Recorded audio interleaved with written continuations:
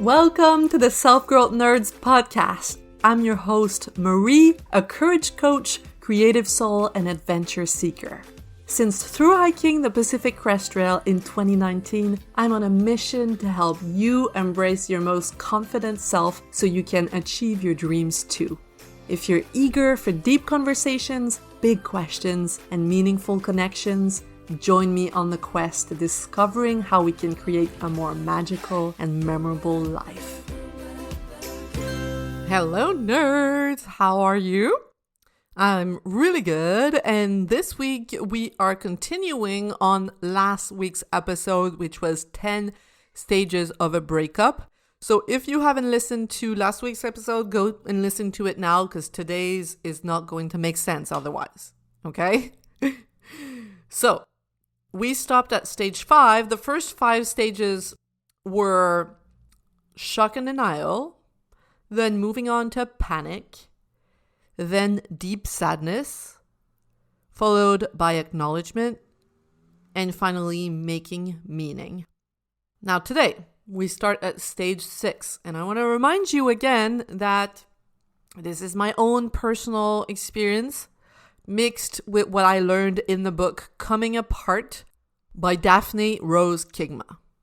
So, take what resonates, leave the rest. This is a very complex topic, and my only goal with these 2 episodes is to help you feel better, help you feel less alone, and help you feel seen and understood.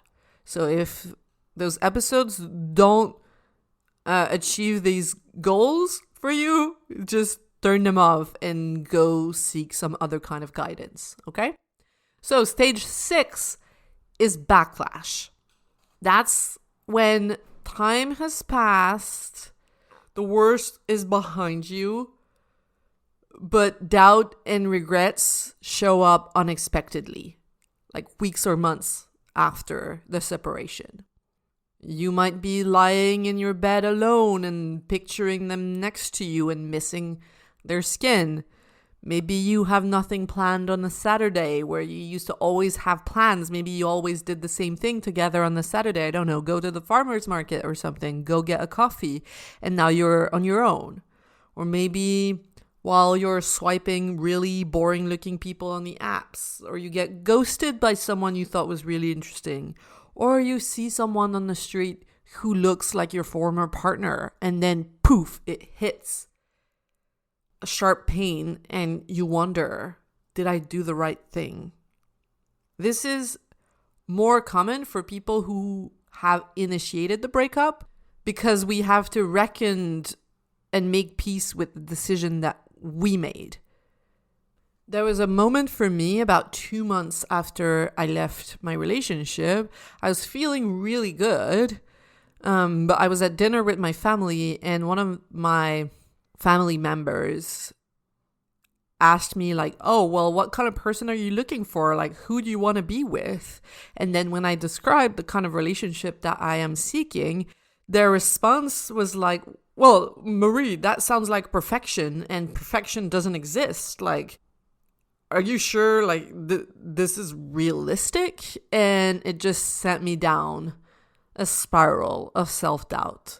And I burst out crying at the restaurant with my aunts and my uncles and my parents and sister. It was great. When, in the weeks prior to that, I felt very strong, and then it all came crashing down in that moment.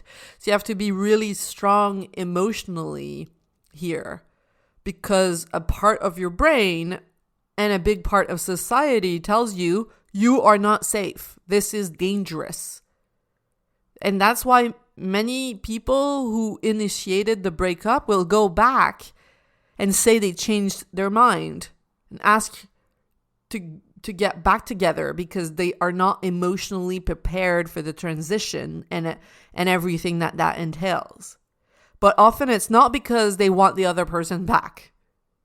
It's just that they have made a big decision, and it's scary to live the consequences. Kind of feels like you're starting from zero sometimes. It feels lonely. You might have to fix something in your house that your partner would have fixed. For me, it was painting my apartment. It was so long.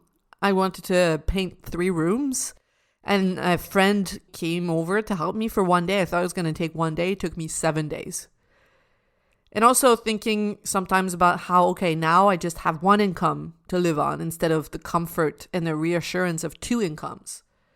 And going to thoughts like, oh, what if I want to buy a house? It's going to be that much more complicated. So in those moments, you have to be very strong emotionally, because it's easy to go back to a state of panic. But I like to remind myself that regret for a past decision is not that meaningful. It's just a sign that you have a brief lack of trust in your past self. Okay? That's all it's telling you. And it's an opportunity, and this is my tip here for this stage, it's an opportunity to strengthen that trust in you. A time to work on your relationship with yourself.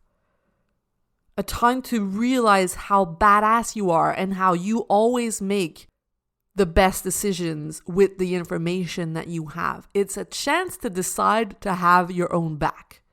It's a decision. I decide to have my own back. I decide that whatever I decided in the past, there was a reason for me making that decision. And I trust and I support my past self. And developing that strong connection with yourself is going to help you so much in the future. And you also have to put yourself in situations that make you feel strong.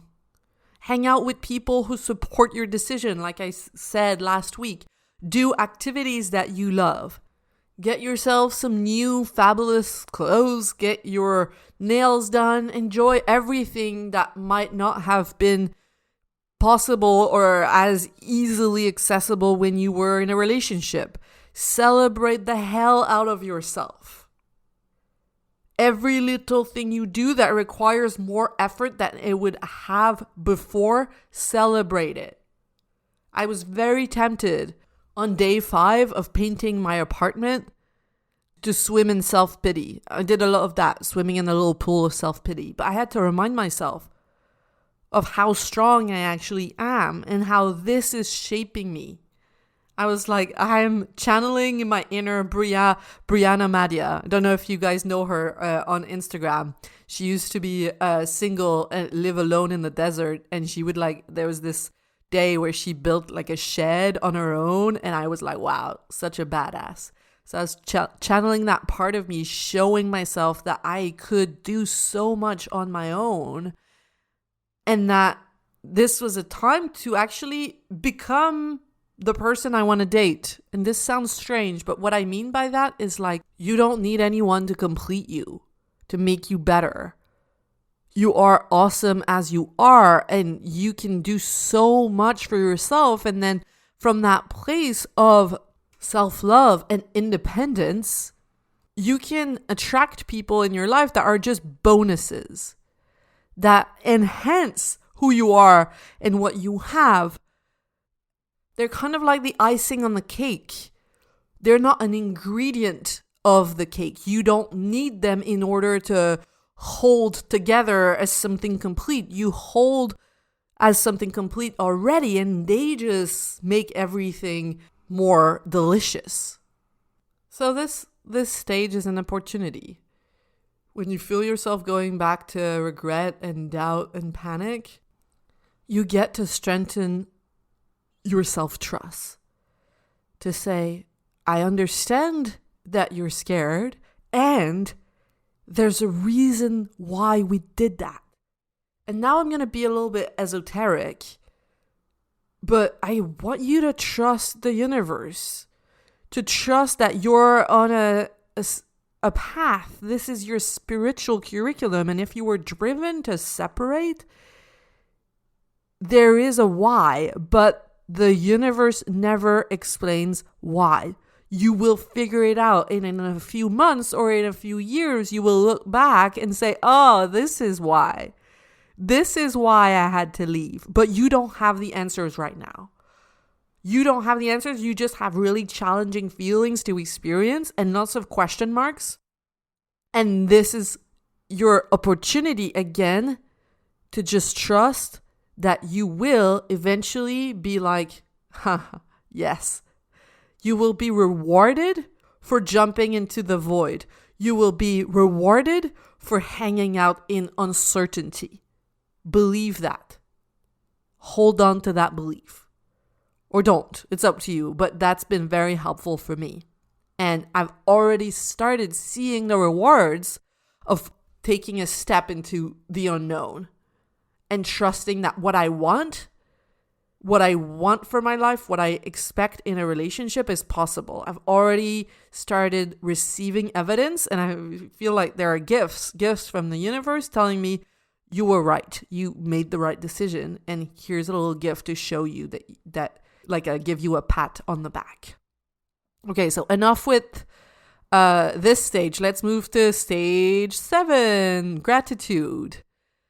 You get to a form of resolution, emotional resolution, where you can celebrate all the good stuff that there was in the relationship, when the good memories and the good traits of that person can coexist with the fact that the relationship ended.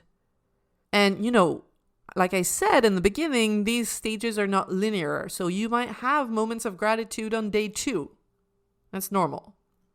There's a section in the book Coming Apart called Just Because You Didn't Ask for It Doesn't Mean You Don't Want It, that I thought was super interesting, and it's related to gratitude.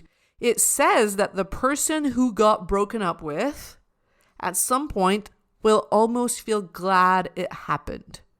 They will realize all the things that are possible for them now and experience surprising gratitude. Apparently, the author says that those who get broken up with sometimes get to an emotional resolution faster. And she thinks that's because they are devastated and kind of forced to do the work to move through their feelings and grow from the experience.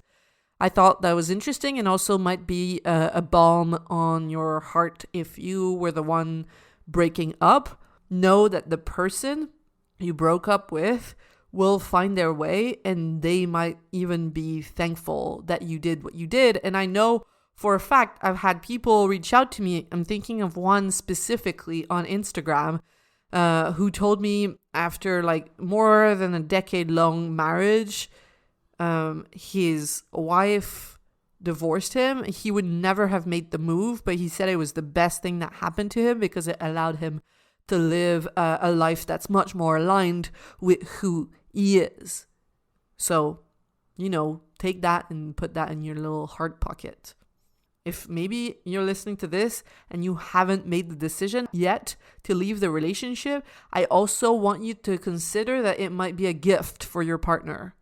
You leaving them, they might not realize. It might be what do you call it? A blessing in disguise.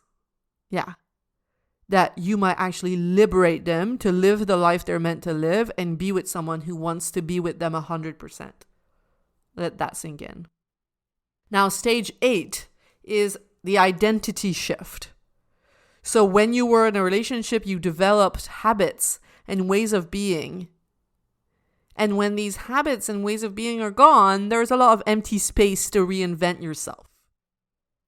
It can be scary, but it can also be really exciting. To me, that's the most exciting part about breakups. I started I first did a super big decluttering of my apartment. I stayed in the same apartment, right? Did a super big cleanup. And I started being a really tidy person who actually enjoys keeping their apartment tidy, which has never been me. I'm kind of a messy person, but apparently not anymore. I've also started getting up much earlier than I ever have, which is also new. I've started having new sexual discoveries. And in the last few months, so many times I've said whoa, that has never happened to me. This isn't me. Or I haven't done this in a very long time. It's a rediscovery or a repossession of the self in a way. You might go back to things you used to love before you were in a relationship that you kind of forgot. Or you might just discover completely new parts of you that were not in an environment where they were able to grow. And the author writes, quote, "The more you regain your lost self, the easier it is to let go of the relationship which has ended." That's the best part, in my opinion. The freedom to be exactly who you want to be, to create your life. You have a choice, though. Will you go back to your old patterns and ways of being? Or will you step up to the next level of who you're meant to be? It's going to require a lot of courage, introspection, intention, and courage. But this is a very, very important part of the process where you can have fun and be fluid with everything that's been true in your life so far. To a certain extent, right? Because I understand that some of you might have children with your former partner, and so you might have to stay in the same town so that you can co-parent, and your children have to keep going to school. But there is some wiggle room there for you to experiment with who you want to be and what you want to do with your life. So have fun in that period. That's my only tip for this stage. Go wild and go read the book Unbound by Kasia Urbaniak. She talks about putting shame aside and discovering the part of you that's the bad girl. And it's not like related to gender, just the part of you that you might have kept into a box because you thought it was not appropriate for the life that you were living, with the image that you were trying to project. Experiment with that wild part of you. Okay, stage 9, the snap. The author writes, quote, "Somewhere along the way in the evolution of this parting, there is an event that makes it very clear at the deepest emotional level that the relationship is not ever going to work." This can happen very randomly. It might happen when you experience something with someone else that allows you to understand what you were missing in the past relationship. It might also happen if you see your old partner again, but with fresh eyes. Maybe they come over to pick up a box of stuff they had left at your place, or maybe they come over to pick up the kids, and you see them from a fresh angle that allows you to go, yeah. Yes, this is who they are. This is why. This might even happen if you get back together, like many do in the breakup, get back together with them, and then exactly the same things happen. And then that's what the author calls it, like, it's a moment where something snaps. And you're like, oh, I get it now. And all the resistance is gone. The resistance to the separation is gone because it just makes total sense. It's a moment that marks the quote unquote point of total disillusionment. And that moment leads to stage 10, the resolution. This is when, quote, "at the deepest levels of your consciousness, the emotional charge of the relationship has been neutralized." It reminds me of someone I was in love with for a very long time. Over years, I struggled to get over them, even though I was in other relationships. And then one day I was just watching a movie that's titled The Spectacular Now with Shailene Woodley and Miles Teller. It's by the writers of 500 Days of Summer. It says on the movie poster, which I have in front of my eyes right now, "hits you like a shot in the heart," and that couldn't have been more true for me. There was this innocent little sentence in there. She says something like, "You will always be my favorite ex-lover." And to me, everything fell into place. And this is when I had emotional resolution for that relationship that had been going on in my mind and in my heart. It's like, oh, okay, these words allowed me to finally feel at peace. And I don't think you can force that. You never know when it's going to happen and how long it's going to take. To me, the feeling was like, okay, I can put this book back on the shelf now. And it doesn't mean you don't care about them or the relationship anymore, but you're more objective. It's like you can look at the pictures from that time with nostalgia, but there's no emotional turbulence left. It can be very fast to get there. It can take a very long time. Like I said, you cannot predict when and how it's going to happen. But this stage is very important because it frees you up to fully love someone else. In my mind, in what I believe and also what I've read in the book, it's like you cannot be in another relationship fully until you have experienced resolution from a past one. And I want to make it clear the difference between the stage 9 and 10, the snap and the resolution. The snap is the moment where you understand why it didn't work. Like you understand it in an embodied way. And there's no longer a part of you that's like trying to figure out how it could have worked. Versus the resolution, it's a sort of peace or a moving on, an acceptance of what is, and a readiness to be fully present for what comes next.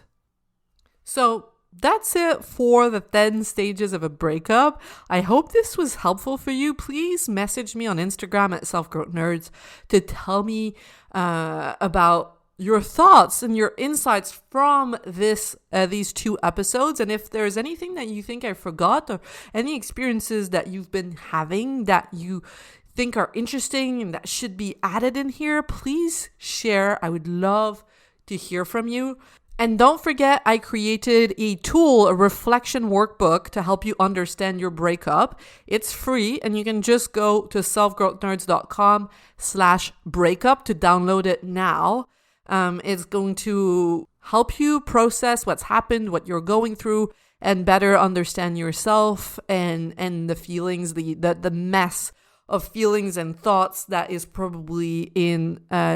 probably in your mind right now. That's it for this week. I'm just going to walk through the 10 stages again before we go. A little summary. So stage 1 was shock and denial. You're just in complete disbelief of this new chapter you're stepping into. Then step 2 is panic. Like, can I really do this? This is really scary. This is the unknown. Then stage 3, we have deep sadness, when you realize the profound loss ahead of you and your heart breaks open. Stage 4 is acknowledgement, when you cross a line and you're like, yeah, this is going on. It's actually over. And stage 5 is making meaning, how you explained to yourself and to others what happened. Stage 6 is the backlash, when doubt and regrets and panic visit you like a few weeks or months later and you have to reckon with them again. Stage 7 is gratitude, when you have gratitude for all the beautiful memories from the relationship and what that person brought you. When you think about the relationship with fondness. Stage 5 is the identity shift, when you reinvent yourself and discover who you can become and what's possible for you now after the breakup. Stage 9 is the snap, when you have a moment where you're like, oh, okay, I understand now deeply why that was never going to work out. And stage 10 is the resolution. So it's similar to gratitude, but it's like all the inner turbulence is gone, and you're just left with a groundedness, a neutral, like it's just a fact. Like you think about good things in your past, like your time in college, your time on the Pacific Crest Trail, your time with that partner, with a neutral funness. So these were the 10 stages.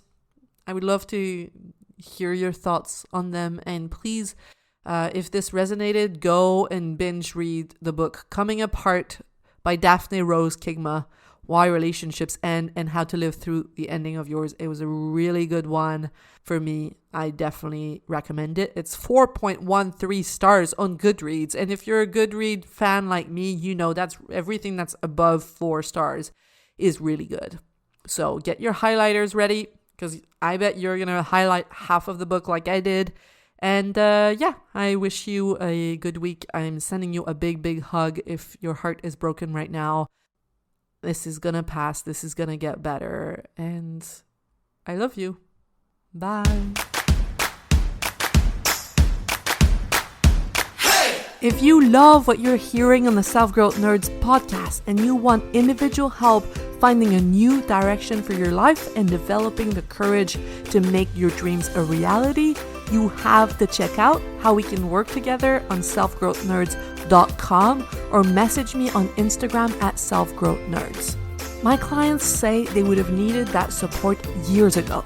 So if you're tired of feeling like you're wasting your life, don't wait. Get in touch now, and I cannot wait to meet you.